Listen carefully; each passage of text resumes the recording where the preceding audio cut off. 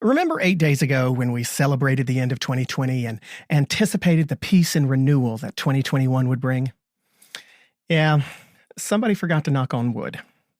We are only 8 days into this brand new decade, and oh, what a year this week has been. I'm Clay Aiken. It's Friday, January 8th. And when Politicon booked our guest for this week's episode, we were all very excited to have an in-depth discussion with him about America's national security under a new incoming administration and the implications of one of the less talked about headlines at the end of 2020, the unprecedented and massive breach of national security that was the Russian hacking of multiple U.S. federal agencies. Because our guest this week is Malcolm Nance. And Malcolm Nance is indeed one of the most respected authorities on America's national security, a former intelligence officer with the U.S. Navy and an expert in the field of terrorism and cyber warfare. Malcolm's three most recent best-selling books, The Plot to Hack America, The Plot to Destroy Democracy, and The Plot to Betray America, take readers on an in-depth journey through the dangerous warfare being used by America's international enemies to undermine our democracy, and the concrete steps that our nation must take to stop it. But 3 days ago, little did we know that the threat from inside America would rise front and center in the form of terrorism from domestic threats. The first bombardment and overtaking of the United States Capitol building since the British invaded in the War of 1812 has stunned and shocked America. While threats from outside the country still give national security experts like Malcolm Nance cause for grave concern, we're fortunate to have him here to speak with us this week on the threats from without and within.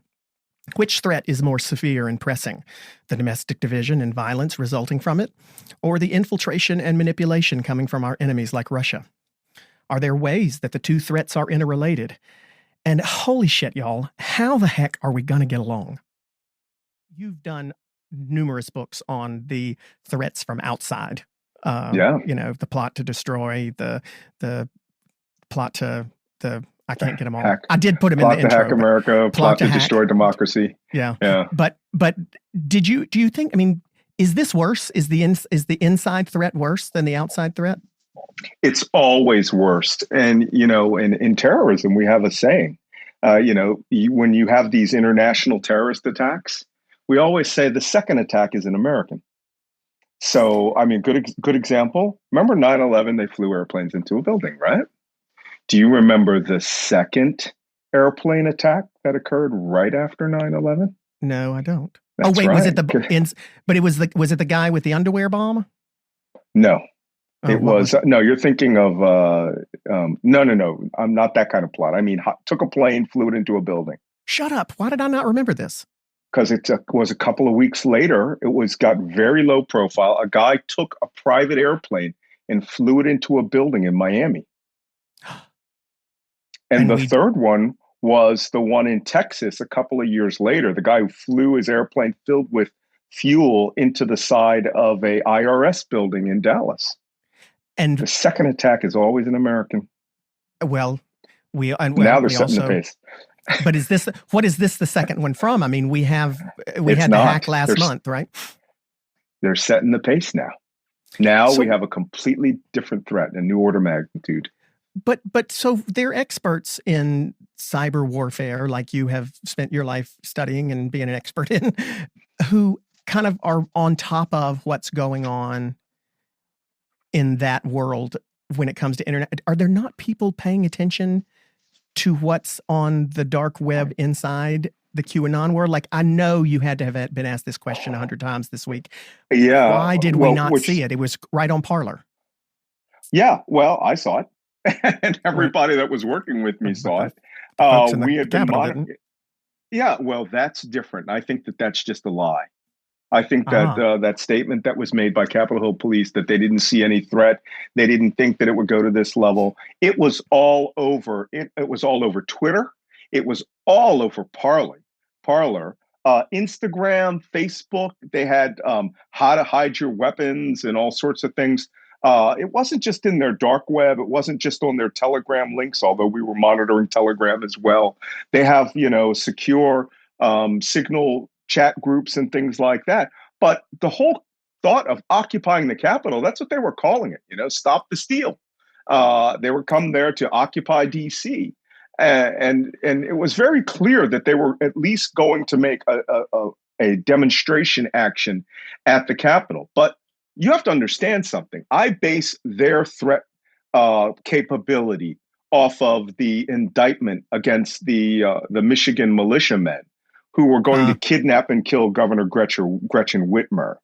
And their plot involved going to her house, killing the state police and all her bodyguards, kidnapping her, bringing her to Wisconsin, of all places, and then putting her on a Facebook live feed, trying her as a traitor and executing her on live social media. Shut that up. was like that's really what they that's what the plot was about. That was the alpha plot. That was the first plot.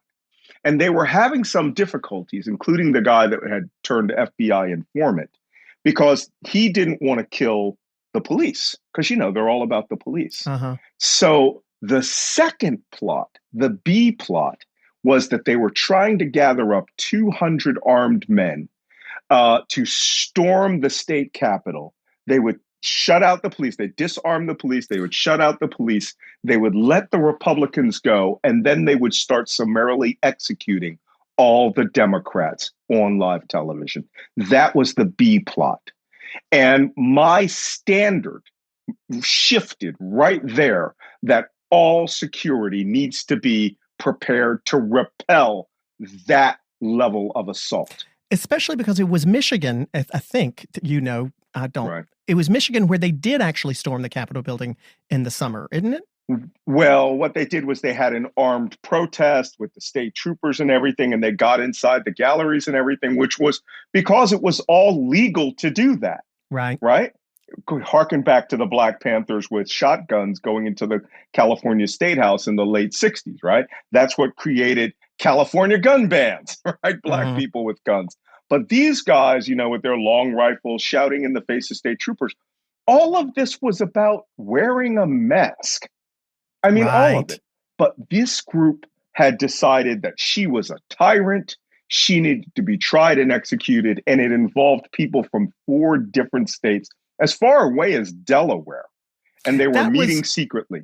That was incredibly organized, though, right? Was what happened? It was organized if they had a plot A and B, right? Right. Organized for a bunch of local yokels. Yeah. It was organized in the sense that they got manpower, they met secretly. Right. But these guys didn't know anything about counterintelligence. They didn't think that one of their members who was in this plot was actually an FBI informant wearing a wire, right? Well, and if you're going to do something like this, you probably ain't that smart in the first place. So, well, that's just it. Yeah, well, if you're going to kill the governor of Michigan because she asked you to wear a mask, then you ain't firing on all cylinders. but the problem is you can be stupid enough to execute people. You can be stupid enough to carry out a simple plan. But was Wednesday's orchestrated to that? I mean, I guess as I'm listening to what you say, it makes me wonder. I mean, go on Twitter, go on. I probably shouldn't say it. They'll figure out a way to ban me, but I have a Parler account because I'm just curious. I want to know what's being talked about. I'm sure you have a way to look at it too, right? And I see the stuff, and maybe I'm just too naive or want to believe better. I see some of it, and it just seems so hyperbolic to me that I think to myself, God, they're never going to do something like that. That's stupid. And then Wednesday, I thought, oh shit, well, there's no excuse for not being prepared, because if you're the U.S. Capitol Police and you're the head of the government, the sergeant at arms there should have been prepared for any contingency.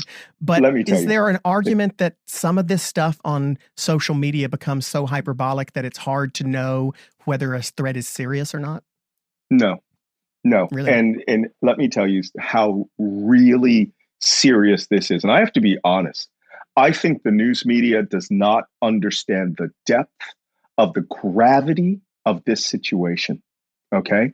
When I was in Iraq, when I was at the working out of the Republican Palace there, we had one morning a dual suicide bombing whose sole function was to blow holes in the gates and try to get assaulters into the Republican Palace, try to get other suicide bombs into the palace.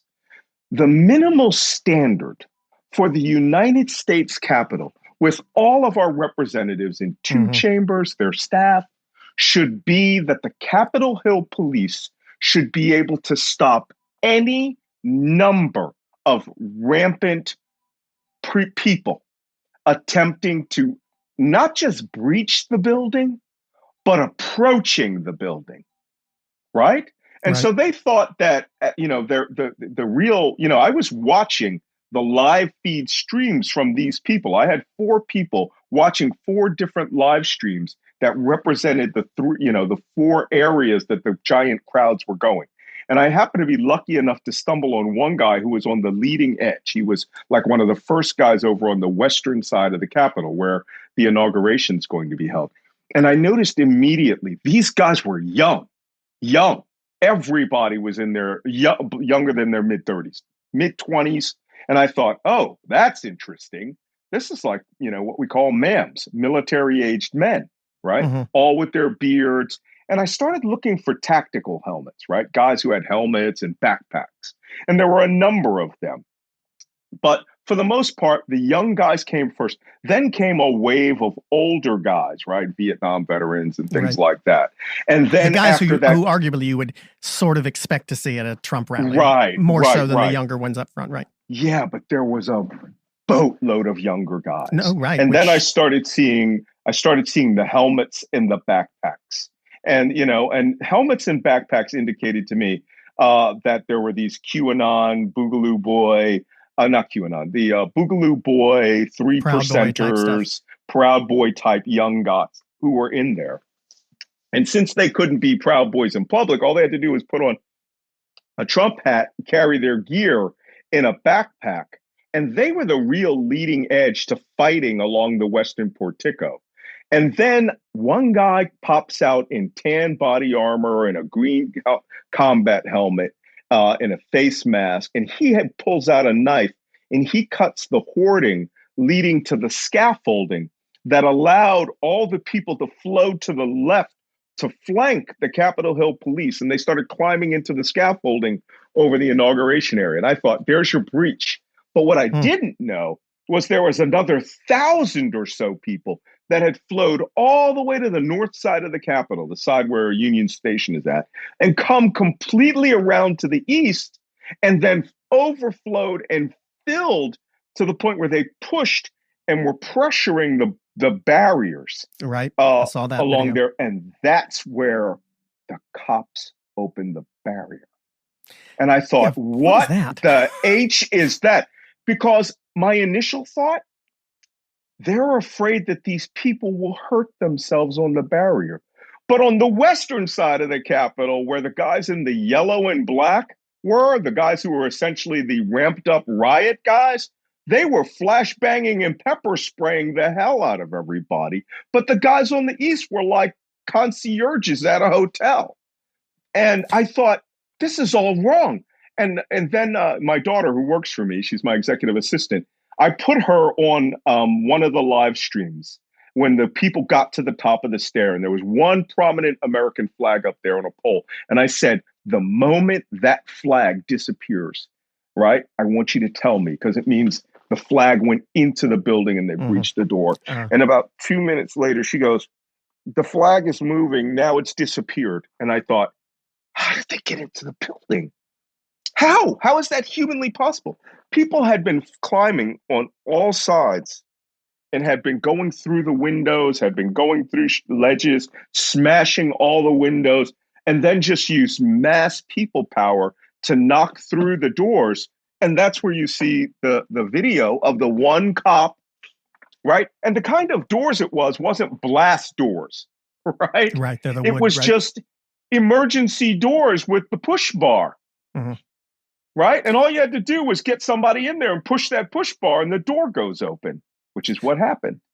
And then thousands flowed in. This episode is sponsored by Apostrophe. It's a prescription skincare company for people that are ready to take their acne seriously. So prescription acne treatment really, really works, but it's really hard to get. You've got to take time off work to go see a doctor. You got to sit in line at the pharmacy for your medications. That's all until Apostrophe. Apostrophe makes it easy to see a board-certified dermatologist online, where you'll get treated immediately and your medications will be delivered to your home. You got to just simply fill out Apostrophe's online questionnaire about your skin concerns and medical history, then just snap a few selfies, which we're obviously all very good at doing by now. And your dermatologist will get back with you with a customized treatment plan tailored just for you. And the best part about Apostrophe is that it offers both the topical and the oral medication, so you can treat your acne from the inside out and the outside in. And it's private, which is, sort of cool. You've got all these other prescription medication companies for prescriptions that you don't necessarily want to go into the doctor to see. Acne is one of those things that people are very self-conscious about. They don't really want to go to the doctor. They don't want to go out and sit in the waiting room in public when their acne is that bad. This is kind of one of the perfect issues to treat from the privacy of your own home. Apostrophe treats acne, and they can also help you hit your other skincare goals like reducing redness, wrinkles, not that I have any of those, and even dark spots. I kind of do have a few wrinkles, so I'm going to use some Apostrophe too. You don't even need to schedule an appointment. It even came with a cute little postcard and stickers to personalize my prescription bottle, and you don't have to go to the pharmacy during COVID to get your treatment. The medicine feels like it's working right from the start, and it's got all the ingredients that we know will work. Get $15 off your first visit with a board-certified dermatologist at apostrophe.com/heck and use our code HECK. This code is only available to our listeners. To get started, just go to apostrophe.com/heck and click begin visit. Then use the code HECK at sign up and you'll get $15 off your dermatology visit. That's apostrophe.com/heck and use that code HECK to get your dermatology visit for $15 off, or look for the link in our show notes. And we thank Apostrophe for sponsoring the podcast. I mean, I don't like to deal in conspiracies at all, but you are an expert, so I trust you. Do you think that there's a possibility that there was someone within the Capitol Police who had sympathies for or towards this group? Or how, I mean, answer the question beyond breaking windows. We do see that there were a few places where they broke windows, but that's not the only way they got in. Numerous places they broke windows. I mean, there were some places where they just opened them. There were some places where they just opened them and got in, like you were saying. So, they were smashing the exterior of these places, and in other places, they opened them from the insides and let people in. I mean, these windows on the first level, on all levels, should have been bullet and blast resistant, right? So how did they do that? So either somebody on the inside who was a part of the Capitol Police or inside has allowed them in, or this was more organized than we imagined. I think we shouldn't delve into the conspiracy theory. Yeah, I don't like that either. So good. I'm glad I think what happened here was one part mass people power and another part sympathetic cops. And when I say sympathetic, I think they meant, these are, guys who were police on Capitol Hill Police Force, who are white, who think that this is the way, maybe Trump supporters. The chief, I understand, of this Capitol Hill Police was a big Trump supporter. And these people just saw them as my people who aren't going to really do anything. They just want to get up on the steps and wave their flags, and I don't have a problem with that. And that's what I think when that one scene when they were all pushed in a throng against that fence, which, by the way, should have had locking bike cables run through it. That's the protocol, right? To establish an unmovable barrier. And I'm looking at one that's on my garage right now. You think they would have had one. And then people started jumping over, and they were just like, Sunday in the park. We got people running through the grass. And then they just opened the barriers. Okay, so those two right there, we need to determine whether somebody radioed to them, go ahead and let them up on the steps. Because, I had, who was it? Congresswoman Slotkin said, no one's allowed up there.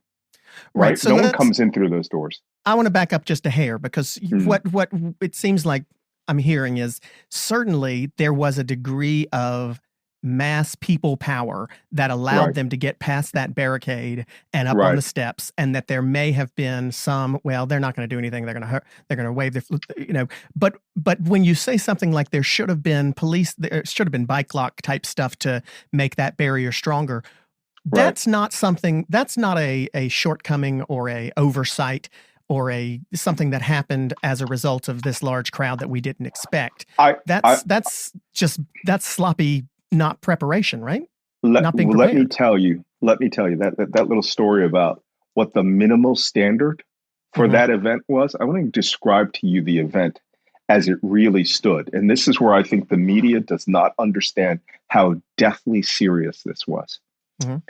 That event on the Capitol Hill that people thought as just a pro forma, perfunctory drama fest was a joint session of Congress, with all the senators, all the congressmen in one room. The first, second, and third in line for the presidency, right? All actually, together? second, and third. Well, the vice president. I say first because I was first runner-up on Idol, and it makes me feel better to say first. But yes, the next three people in line, and the vice president-elect as well, who's got Secret Service protection. That's what it was. Yeah, vice president-elect, Speaker of the House of Representatives. If they had been killed or injured in that event, Donald Trump would have been a monarch that morning. Literally, a monarch. Chuck Grassley would have been. Chuck Grassley was the third in line. He's president pro tem, right? So he could have been killed or injured. It literally was that entire event should have been designated a national security event on par with the State of the Union, right? On par with the Super Bowl, right? And it would have had every resource of the United States government for its protection and defense. They would have surrounded that place with a wall of manpower. Every cop in Washington, and the State D.C. of the Union, by the way, if I'm not mistaken, I'm sure, listen, they're protesting D.C. every 10 minutes, right? But even for most states of the Union and most joint sessions of Congress, when we do there are not pre-planned Stop the Steal rallies that we know are happening, right? So in addition to that baseline of security, there was actually a reason this time to think. And I'm going to get you a reason for the absence of security that is less conspiratorial, but more actionable in terms of seditious. So now I'm just trying to characterize this event. Could have literally decapitated the United States government in part of the executive and the entirety of the representative branch of government. Okay? Right. And so we're talking designated survivor type situation here. Yes. Well, the designated survivor would have been the president of the United States. Yeah. Who was probably in a bunker somewhere, right? Who had these people been incapacitated, killed, or injured, would have literally left the United States government as a monarchy that day. That afternoon. Now, I have put this out there of who was present, what was going on. These people breached this facility. And it appeared, based on the way that I saw the Capitol Hill Police. I've been in that building many times, but I've always been through, at least 8 guys manning the exterior checkpoint and the magnetometers before you can get through there, right? Many of those guys had been called down to the Western Portico where the real fighting was going on, right? That was where the mace, pepper balls, everything was being displayed. It appeared that on the east side and the north side, it was like a Monday morning with 2 guys at every door, as opposed to 150 to 200 arrayed in phalanxes across the curb so that no one could approach the driveways to the building at all. So they let these people wrap around the entire building, and then mass people power drove right through them. Here's my problem, okay? The minimum standard for a national security event like that is that people who are not armed will come to the facility, will create a human action, and within them, after they breach your facility, within them will be what we call a murder cell. or a kill or capture team. And these are guys who are watching. Yeah, these are people who are watching for the breach and then will flow in with the civilians, but they have a mission. And that mission is to isolate whoever their target is, like Nancy Pelosi or Kamala Harris, and to kill or capture and kill them, or to come in as a murder cell with the distinct event to kill law enforcement, take their weapons, and create an armed action within the facility. So let me play devil's advocate for a second, just because what was the, obviously what you say is should be a baseline. I don't think anybody in America should disagree with you at this point, but we do this electoral count process every 4 years. And to my knowledge, I can't remember ever seeing it on a major network because it tends to be a 30-minute process that doesn't get objected to, or if it, there's no. So what was security like 4 years ago? Do we know? Is this was what they did on Wednesday pretty much the same as what they have done every 4 years? I think it was. I think that they were going by what was usual, and what I'm trying to describe to you is not what is usual. It's what should be the minimum standard.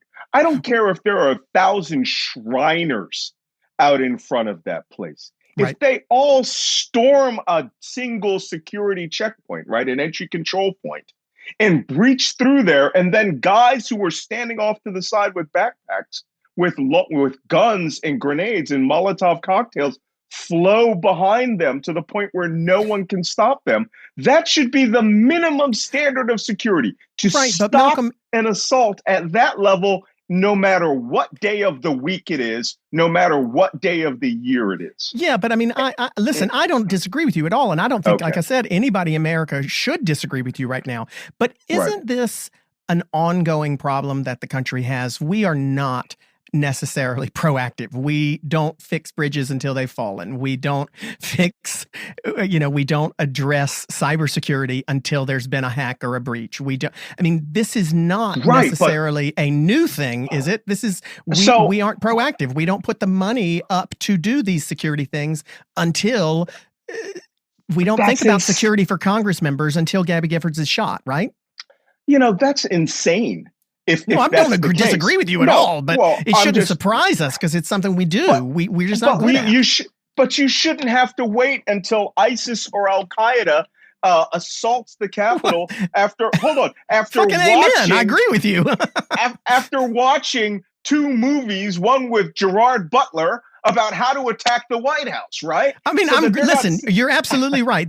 Hollywood should have prepared us for all of these things. I agree with you. I'm going to tell you something. That scenario could easily have been the Proud Boys breaching that building precisely like that, right after they flowed through there. And there could have been, as I said on Joy Reid last night, the single largest hostage barricade in the history of the United States, and a mass execution of all of our elected representatives. You know why? Do you know why the security got beefed up, or not? How should I put it? That there was an emergency response to what was going on. It wasn't because Steny Hoyer was calling the governor of Maryland. It was because Mike Pence's Secret Service detail had to have put out a vice president in distress call to the Secret Service Operations Center, which should have mobilized every effing gun in Washington, D.C., including the Marine barracks at 8th and I, Fort Myers military police, and every armed federal officer in the city. It didn't. It didn't. Someone did not view that situation where the vice president's Secret Service detail was forced to draw arms. When you get to the Secret Service has drawn weapons and has created a 360-degree protective circle around the vice president, you have a national security emergency. Absolutely. And somebody thought, no, it's not. I think I speak for all of us when I say I've searched for a few things online that I wouldn't want other people knowing about. I mean, I mean, come on, we've all done that. Even if it was just my press during my congressional run or reviews of shows and whatnot, I don't want everybody knowing what I'm looking for. Above all, our right to privacy is very important. We know that now. I know most of you are probably thinking, why don't you just use incognito mode? Well, I got to tell you something. Incognito mode does not hide your activity. It just doesn't matter what mode you use or how many times you clear your browsing history. Incognito mode doesn't hide that stuff. Your internet service provider can still see every single website you've ever visited, and so can the Russians. That's why, even when I'm at home, I never go online without using ExpressVPN. It doesn't matter if you get your internet from Verizon or Comcast or another internet service provider. In the US, they can legally sell your information to ad companies. ExpressVPN is an app that reroutes your internet connection through its secure servers, so your ISP can't see the sites you visit.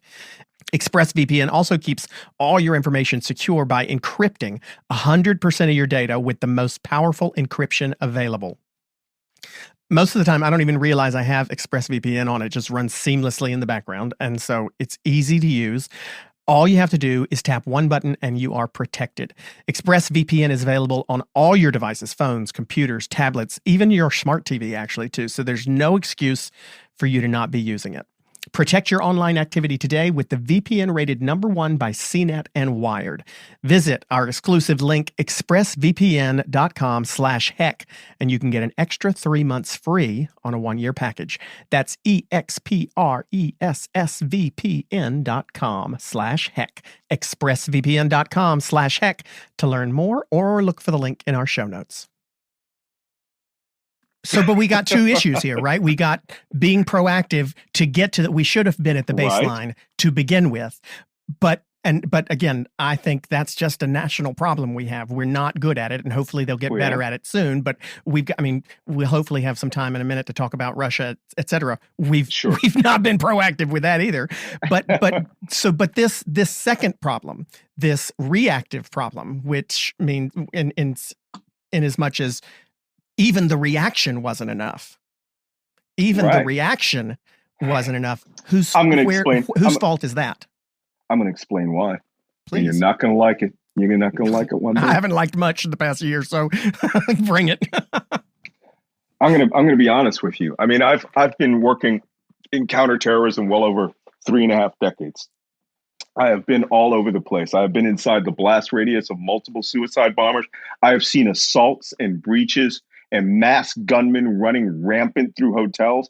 A friend of mine was executed while sleeping at a UN hotel in Kabul, and everybody thought that they were going to the diplomatic compound. No, they were going to the UN hotel, and they killed effing everybody that they found who was Western.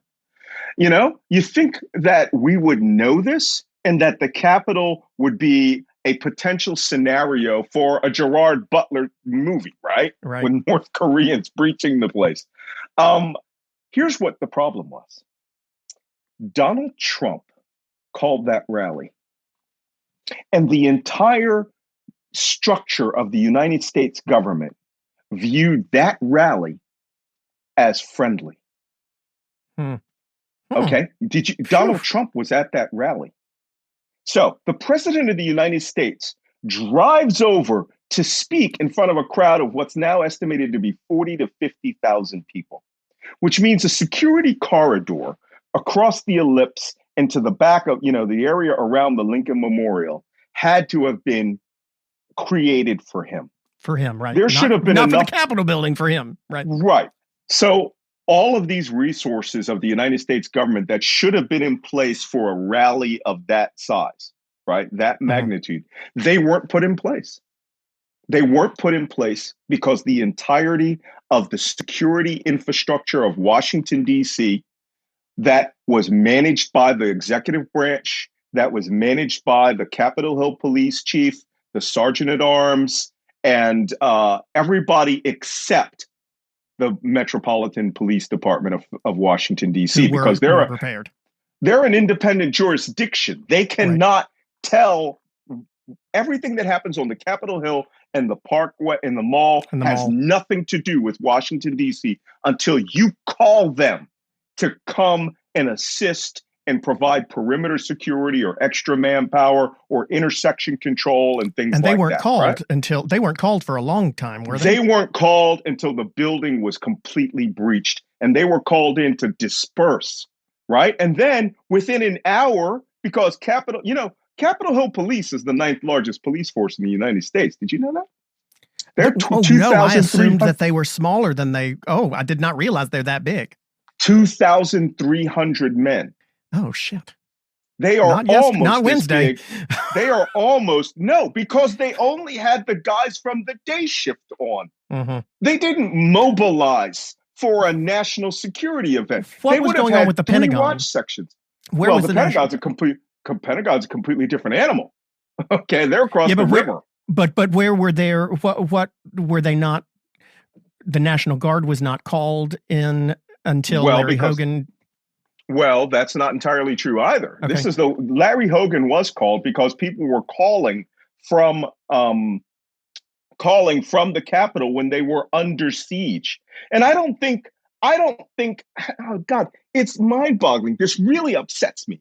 Okay, because I have been in armed in extremist situations where we're the guns and no one's coming to our aid, right? And you're calling on the radio. Do you have any gunships? Do you have any helicopters?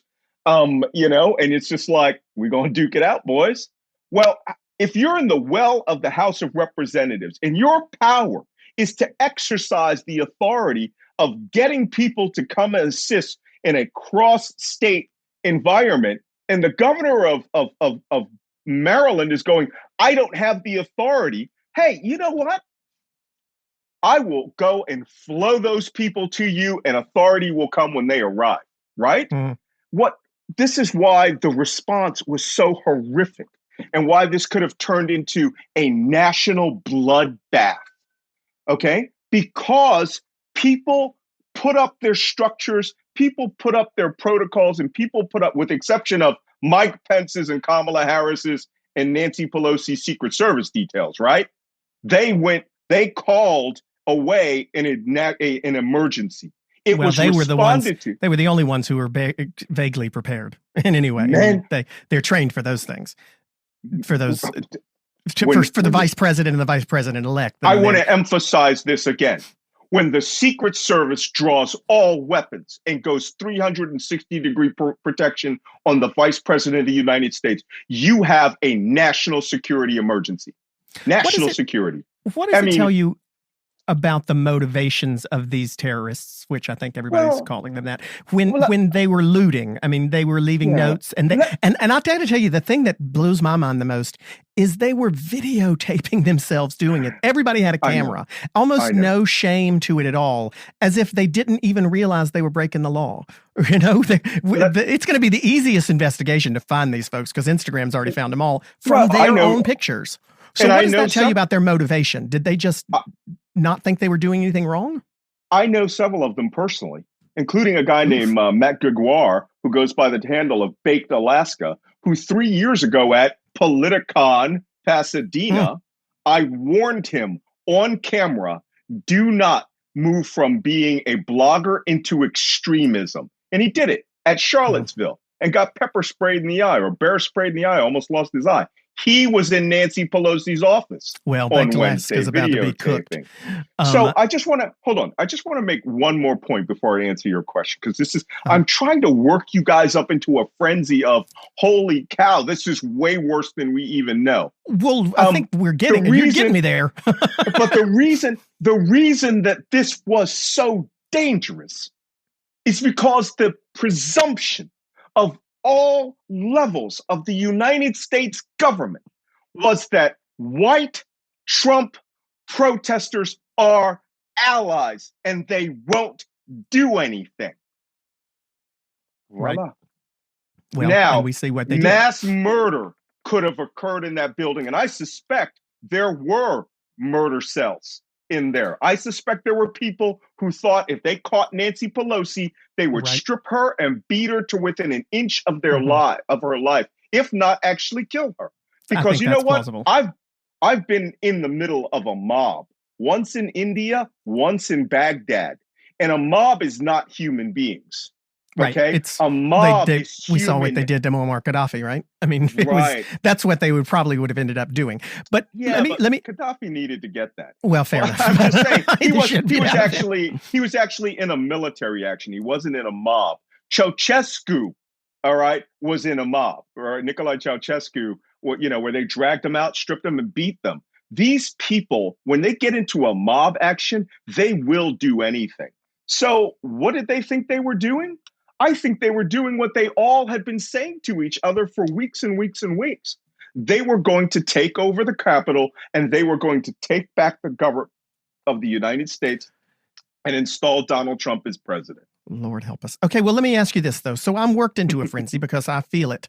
And I was already upset beforehand. But getting worked up into a frenzy isn't helpful unless there's something productive that comes out of it. So what do you think Congress, the executive branch, I mean, let's presume that it's not going to happen in the next 2 weeks because we won't necessarily have a functioning executive branch until the next administration. But what do you think the first things that need to be done, not just, by the way, to secure the Capitol building, because obviously those baselines we've talked about, but to address this type of uprising and this type of because they're not going to go away. They're going to still be online, fomenting rage and perhaps ready to protest and mob at the inauguration or the State of the Union or whatever the next thing is. What do you think the first thing that needs to be done by the next administration and the incoming Congress to try to be proactive about this instead of having to react should be? Well, first off, there needs to be a national intelligence shift at the Department of Homeland Security, the FBI, and if you have to, create a National Guard-based intelligence support cell that will report directly to the Department of Homeland Security. And I'm afraid to say it that, the U.S. military cannot help here. The National Security Agency, where I worked, I'm going to tell you something, despite what Edward Snowden says, when we would accidentally stumble onto something that was American, I'm going to tell you personally, hands off the terminal, call the lawyers. We don't care about your emails. We don't care about monitoring you. We have foreign enemies that want to harm us. So we don't necessarily have something in place, you're saying, to monitor this stuff internally. But the people that do, who have statutory authority inside the United States, are the FBI, the Department of Homeland Security, and state police agencies. But do they have the systems in place to do it effectively? Sure. You know how? Okay. How do you think they were rolling up on individuals and throwing them in the back of minivans in If Seattle? I knew the answers to these, Malcolm, I wouldn't need you. That's why you're here. Tell me. Well, they were using things like, Stinger airborne cell phone location devices. And this is aircraft that fly over the city and create patterns and maps out the locations of high value cell phones. That's common knowledge. I mean, once they're in DC, but what do you do before they get there? Like, how do you stop them?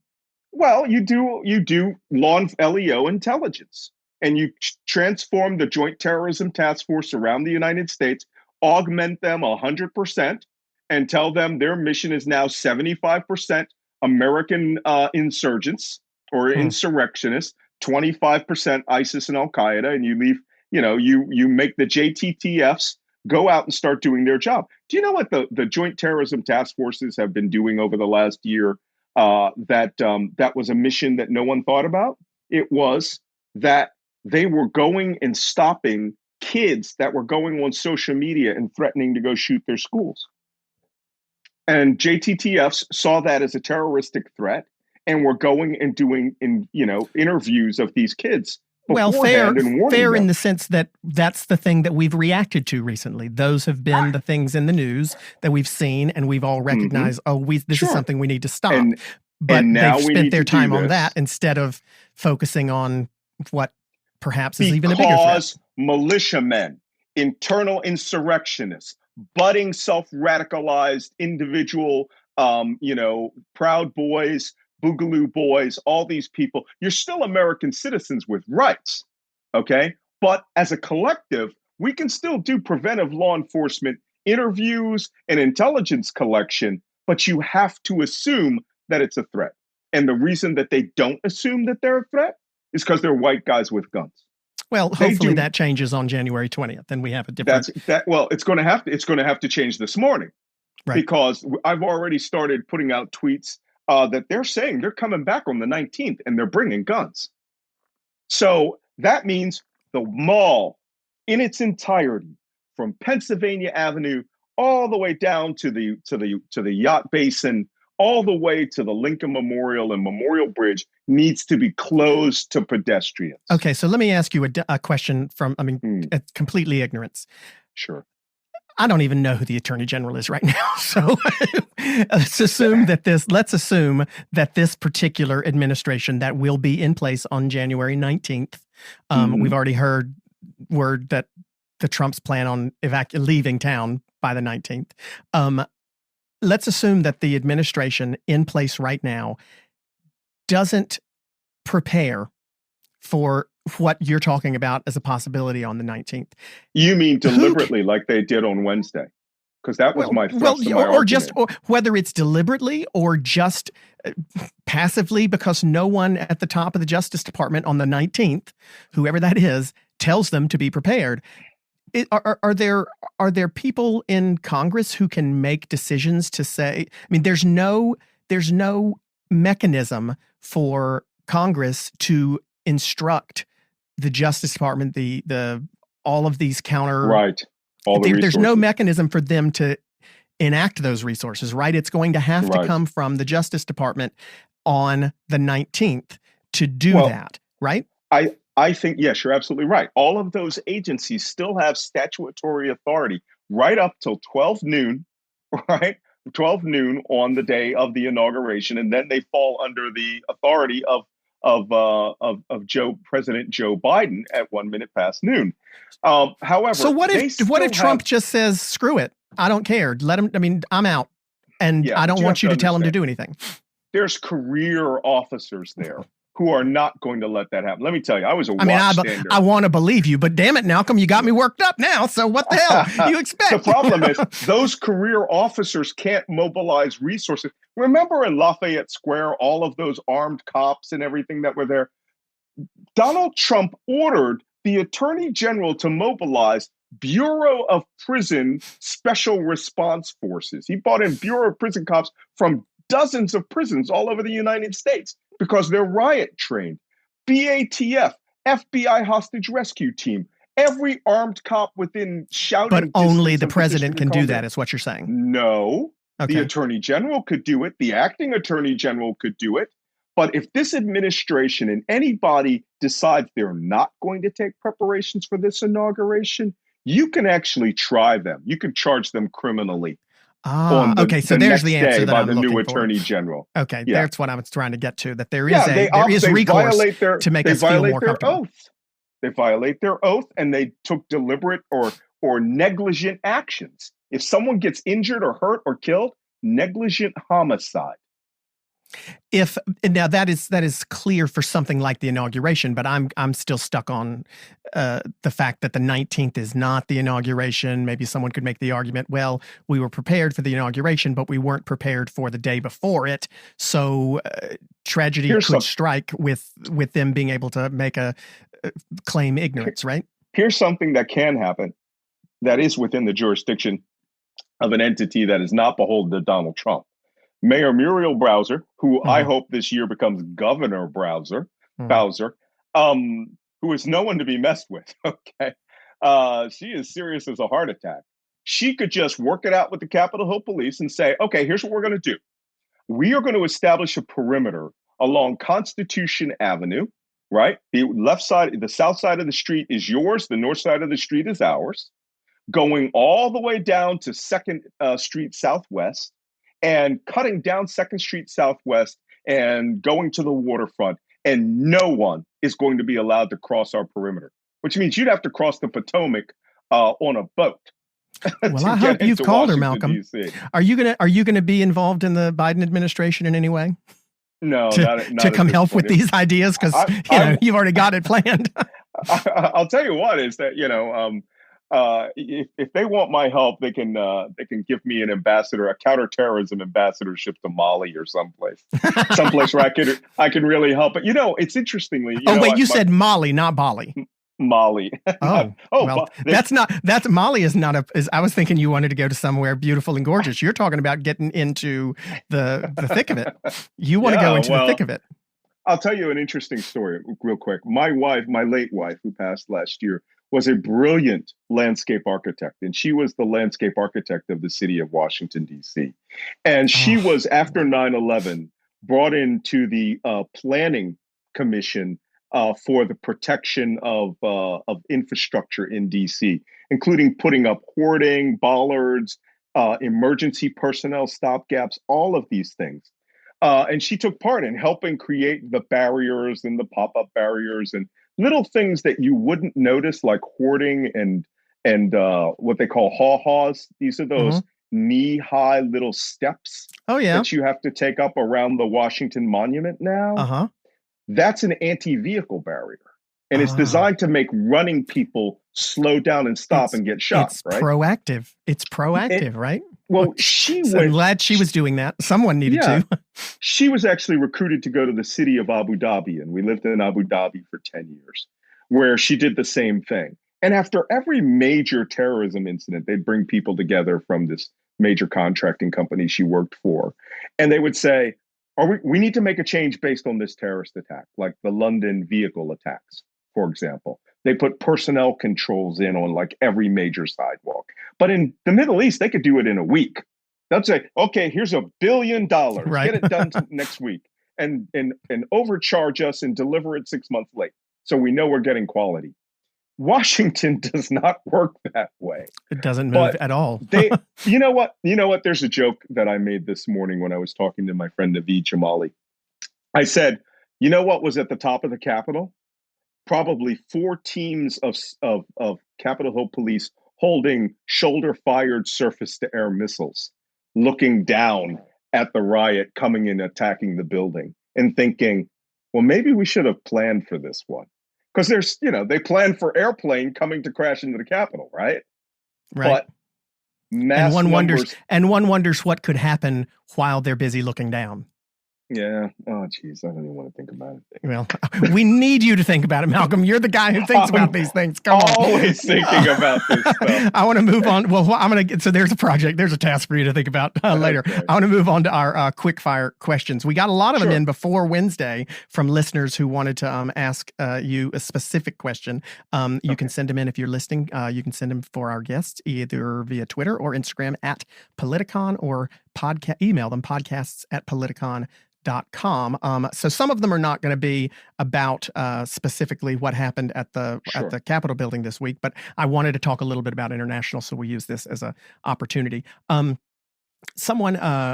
Mickey from Minnesota, is a proud mother of a U.S. Air Force intel airman stationed in Germany. Oh. She asks, since I'm sure Trump has compromised the security of our soldiers here and around the globe many times in the past 4 years, how can the new administration begin to fix this? Well, very simple, and it's going to take place on the 19th. That's the confirmation hearing of General Austin, who for Secretary of Defense. Let me tell you something. For all the whining that people in the progressive left are doing about, we don't need another general. Guess what? You need this general. Because our national security has been a catastrophe this last 4 years. For all of the big talk and pumping up the defense budget, $300 billion, it's not just money being wasted.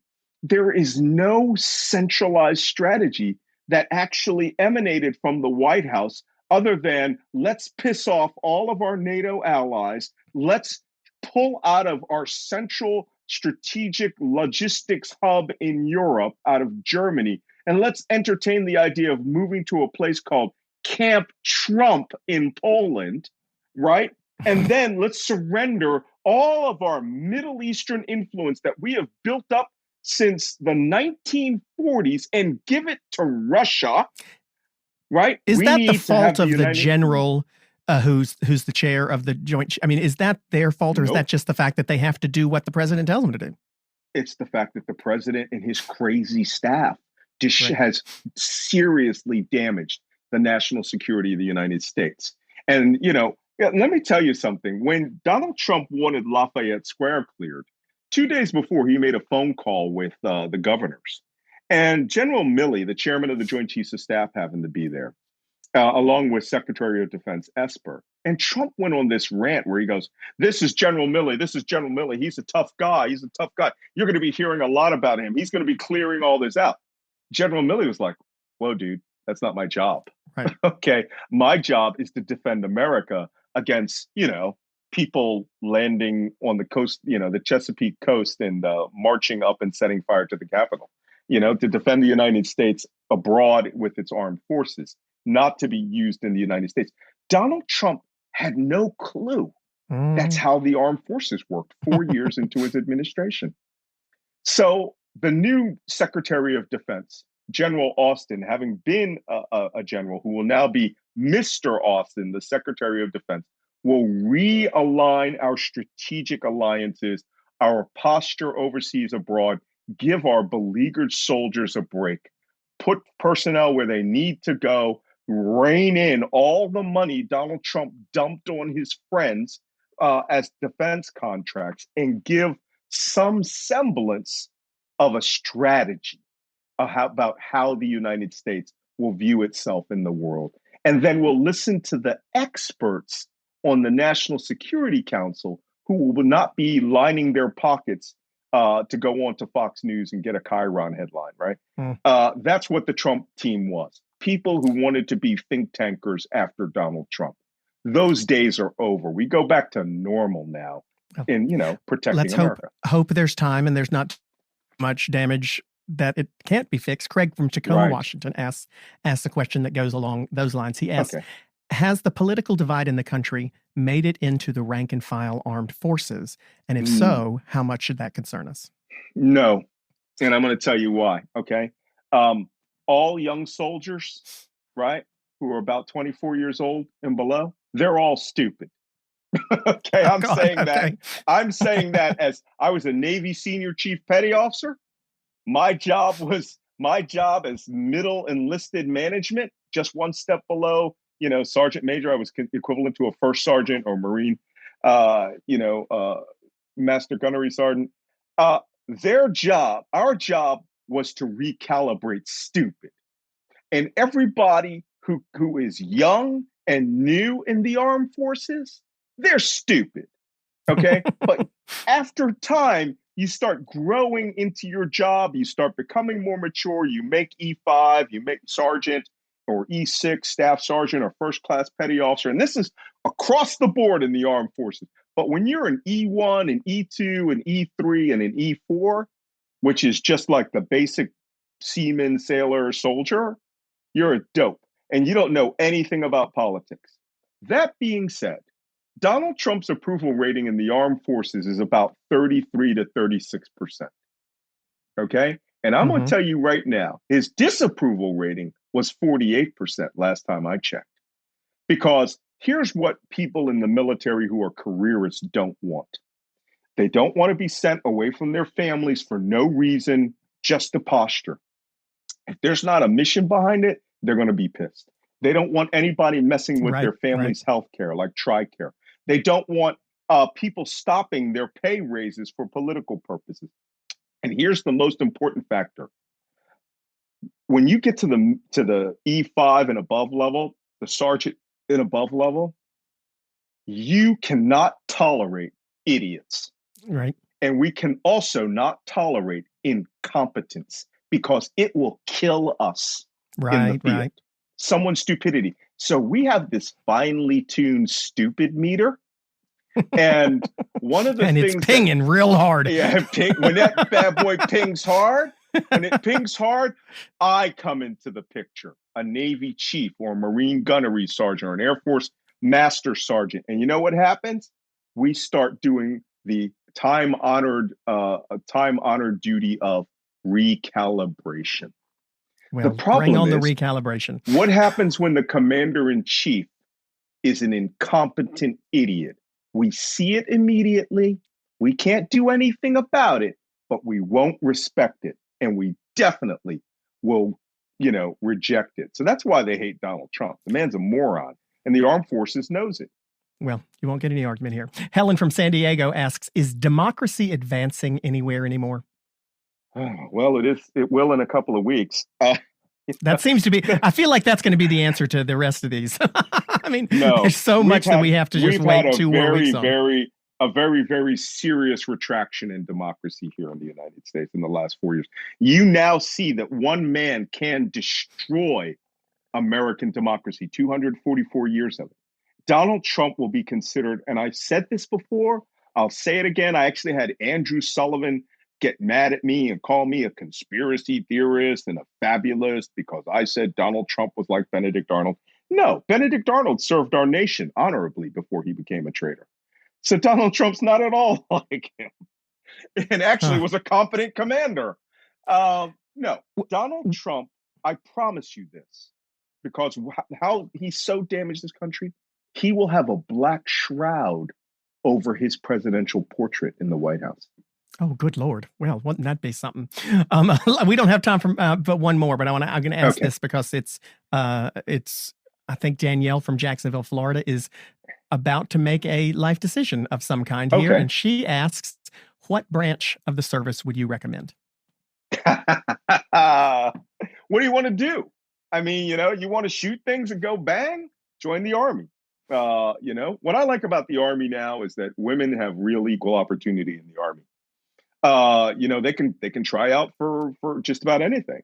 The Marines, if you want a tough life, you feel like you want to be, hard super soldier, go be a Marine. There's every job. The Armed Forces has every job. If you want a cushy life where you hang out at the cafeteria and, go to the commissary and the exchange all the time and sleep join in a the nice Space room, Force. You join the Air Force. Oh, there won't be a Space Force in a couple of weeks. Right. It'll be back under the Air Force. But, if you want to travel, really travel, then you join the Navy, right? But it depends on the job. Figure out what career field you want to go into first. I was in the Navy. I was a cryptologist, a code breaker. We have them in every service. The Air Force ride around these great aircraft, and you can be in the intelligence world. I'm a big recruiter for the intelligence world, you might notice. Well, there you go, Danielle. Danielle, there's your answer. Intelligence. There will all, like the post office with military intelligence people, there will always be a job when you get out. Yeah. Right. Okay. The last question, which we ask everyone, sure. And this week, more than anything, I think we desperately need to know an answer for our country and our sanity. Okay. Malcolm, how the heck are we going to get along?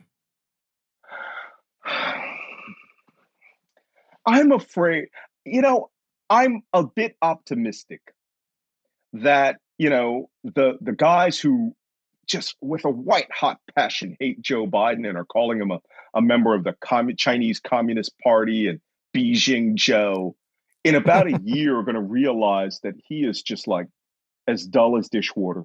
You don't hear from him. My problem is that Donald Trump is about to launch an insurgency in this country where he fully intends to keep this country split. But I think over time, his extremism is going to put off the 65% of the country that won't tolerate it anymore. And that just started yesterday. And I think people will be shamed, into their own positions to start rethinking, are you a patriot? Are you they call themselves patriots, by the way, because they all think that they're fighting the Cubans in Red Dawn. They're all Wolverines. A real patriot is someone that just goes to work and, we're not destroying the government. We're going to give you health care. We're not turning America over to China. No, here's your $2,000 check. We're destroying the coronavirus with a full all of government effort. We're going to make America healthy again. And, America will recover. But so long, and then I think people will just reject the extremism. And there is no extremism on the left. There is not. The far, far right is now the center of the right. It's Trumpism. It's QAnon. That will all be seen as the craziness that it is. and the mainstream of America will start firing people from their jobs and calling them Karen in the street, and people will be shamed. And they'll say, hey, maybe I need to start embracing the e pluribus unum, from many one. Well, I do hope at the very least in the next 2 weeks that some of this hatred has to go a little bit more underground and people aren't as proud of their hatred. And I hope that there are lots of people like you, Malcolm, who are still paying attention to what's happening underground and keeping us safe. So Malcolm Nance, your latest book, The Plot to Betray America, although I have to say, I really hope that you do a book soon about the threats from inside America, because your books, Plot to Hack America, Plot to Destroy Democracy, Plot to Betray America, are fascinating. But I hope that soon we get an announcement about something internally. Let me give you a little hint. I have a new book coming out in a couple of months. I've been writing for 4 months about the coming Trump insurgency, the internal threat. So your wish is granted. Sit wrapped. So as soon as you guys announce it, we'll make sure that people on this podcast know about it too, because I'm ready for it and we need it. So thank you so much, Malcolm, for joining us this week. And please keep your eyes open for us. We need it. And we'll see you guys all here next week on How the Heck Are We Going to Get Along? Thank you again, Malcolm. I appreciate it. That was, you did get me riled up. You succeeded. Well, I just wanted you to know how serious it was. Yeah, well, right. I believe it. Well, keep telling everyone and we'll talk to you soon. Thanks so much. Okay, take care, guys. Bye-bye.